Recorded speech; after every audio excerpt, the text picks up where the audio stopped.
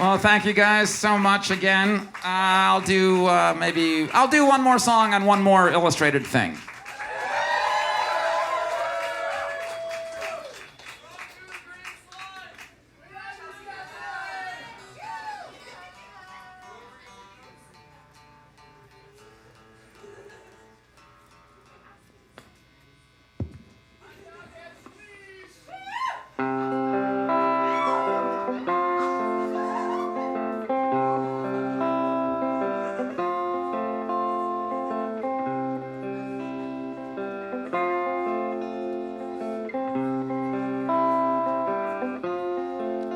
Walking up 23rd Street, I was tired and alone. It was late, my housemate would be asleep when I got home. The sign ahead, glowing red, said the Chelsea Hotel, where Sid Vicious and my friend, drug dealer Dave, once dwelled.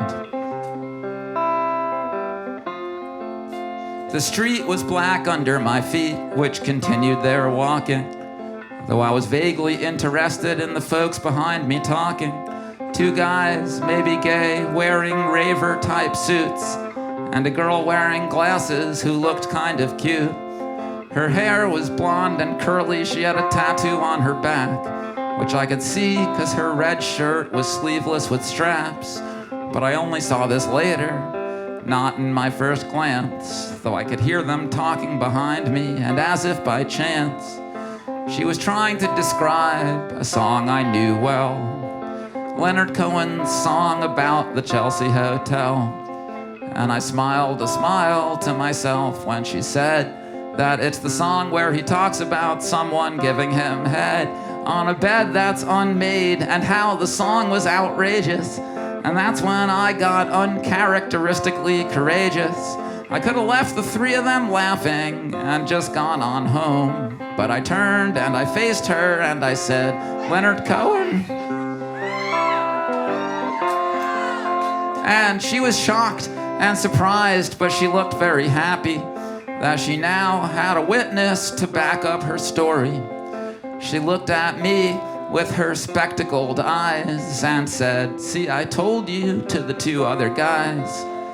And my tale might have ended right there and then, except that we started talking about Leonard Cohen and how his lyrics were cool and how he sang so sincere that it must have been true, and it happened right here. And though usually, off the bat, women don't find me that great, there we were laughing and strolling like we could really relate. And though we didn't mention the headline, it was alluded, and our conversation was better because her friends weren't included.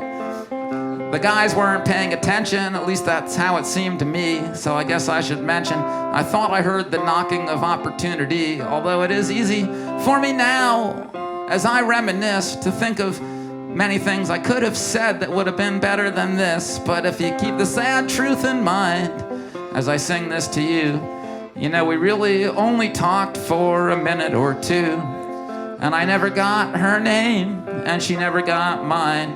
But in those couple of short minutes, we had a really good time. And then, on top of that, although you might not believe it, this is what she said to me next. I'll repeat it.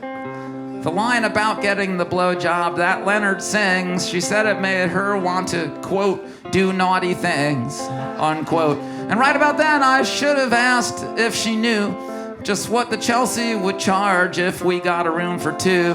But I didn't, and I know I'm a schmuck, don't you doubt it. The only thing that I did was write this stupid song about it. But if I was Leonard Cohen or some other songwriting master, I'd know to first get the oral sex and then write the song after. 'Cause you can practice writing songs about romance every day, but if you haven't loved, then you'll have nothing to say.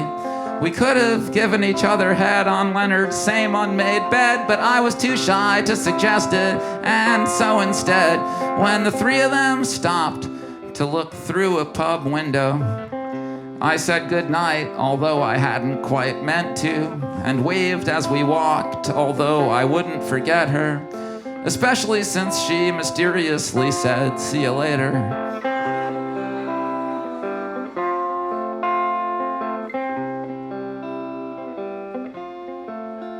So now every time I'm walking, I hope that we meet.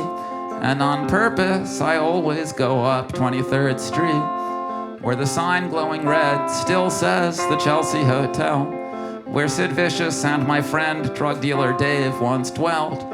Except that life doesn't work out the way it does in old songs. That's why we sing new ones, to say what really goes on. But if I could see her again, and we could pick up where we'd ended, maybe I'd play her this song, and maybe she wouldn't get too offended. And if you hang out there one more minute, I'll tell you why I think there's more to this situation than meets the eye. 'Cause you might think that it's sad, and you might think it's pathetic that I'm still singing this song, and that she will never know it. But if you think for a bit about just what that means, you may realize that's actually kind of a wonderful thing. That all around the world, there may be folks singing tunes for the love of other people that they barely knew. And it puts a smile on my face, yes it do. And let me tell you that you ought to be smiling too. 'Cause the next time you're feeling kind of lonesome and blue, just think that someone somewhere might be singing about you. So who knows, if I ever find her again, we'll see. This whole time she could have been singing about me. Probably not, but it could be.